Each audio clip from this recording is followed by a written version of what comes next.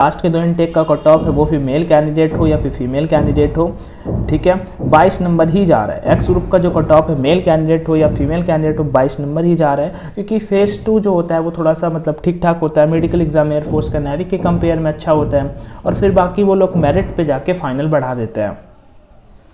तो एक previous cut off का आपको मैं डेटा अगर जानना चाहते हो तो मैं तो आपको पिछले 5-6 बार का शेयर कर सकता हूँ, लेकिन उससे कोई फ़ायदा नहीं, क्योंकि जब परमानेंट भर्ती होती थी कभी 43 नंबर एक्स ग्रुप का कट ऑफ गया है, कभी 28 गया है, कभी 38 गया है, ठीक है। तो अभी क्या वो कट ऑफ 22 नंबर ही जाता है। मान लो जब 43 नंबर कट ऑफ एक बार 43 नंबर गया था 2019 पे एक्स ग्रुप का, फाइनल कट ऑफ 44 गया था, केवल 1 नंबर कट ऑफ बढ़ा था। लेकिन अभी क्या है कि इससे और इससे रिलेट करना कोई लॉजिक वाली बात ही नहीं है, सो मैं उस वजह से ये चीज़ बता नहीं रहा हूँ।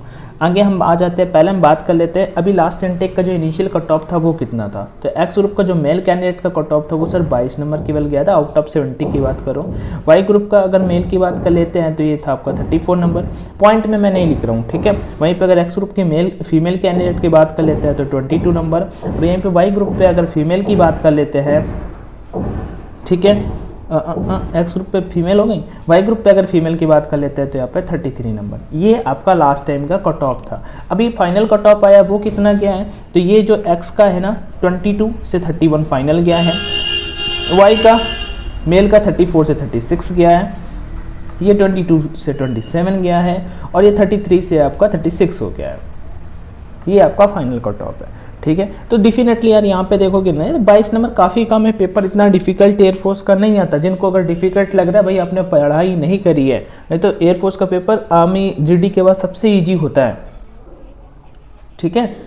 चलो, तो ये चीज़ आपको एक आइडिया लग गया होगा कि हाँ प्रीवियस टाइम का टॉप का रेंज क्या था, कितने नंबर थे। लगभग अगर मैं बात करूँ फाइनल सिलेक्शन के लिए तो आपके 30 to 35 नंबर के बीच में है, तो एक अच्छा सिलेक्शन मतलब एक अच्छे मार्क्स आप बोल सकते हैं, तो एक मार्क्स का आइडिया होगा। दूसरा नंबर भैया कट ऑफ किस तरह से बनता है, तो देखो कट ऑफ 3 तरह से बनता है, 2 तरह से मैं बोलूँगा। पहले एक तो ओवरऑल, एक सेक्शनल। 3 सब्जेक्ट होते हैं आपका, पहले रीजनिंग को हम रख लेते हैं, यहाँ पे मैथ्स रख लेते हैं, यहाँ पे इंग्लिश रख लेते हैं, और यहाँ पे साइंस रख लेते हैं।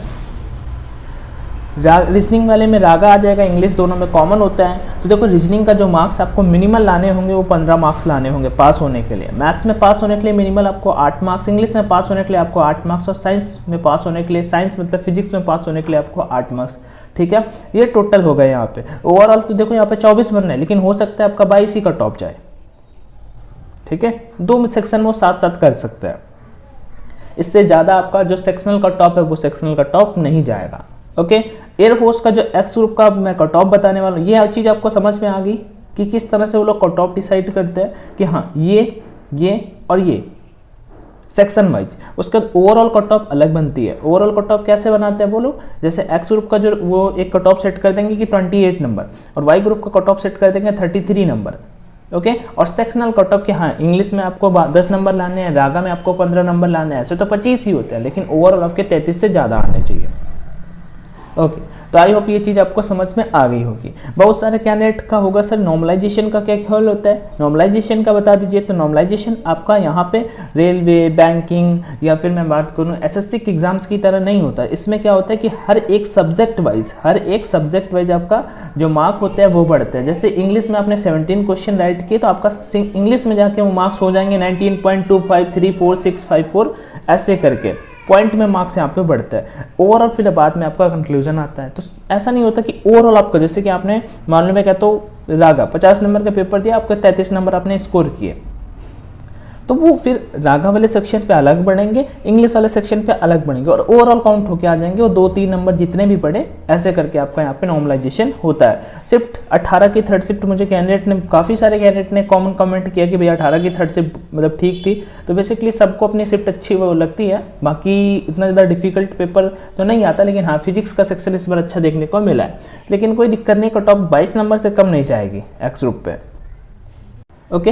एक्स ग्रुप पे जो कट ऑफ रहने वाली है वो 22 नंबर से कम नहीं जाएगी। और वहीं पर अगर मैं मेल कैंडिडेट है या फीमेल कैंडिडेट, अगर पेपर क्लियरेंस की बात कर लेते हैं तो आपका 22 से 25 नंबर है तो आपका एक्स ग्रुप का पेपर इस बार निकल जाएगा।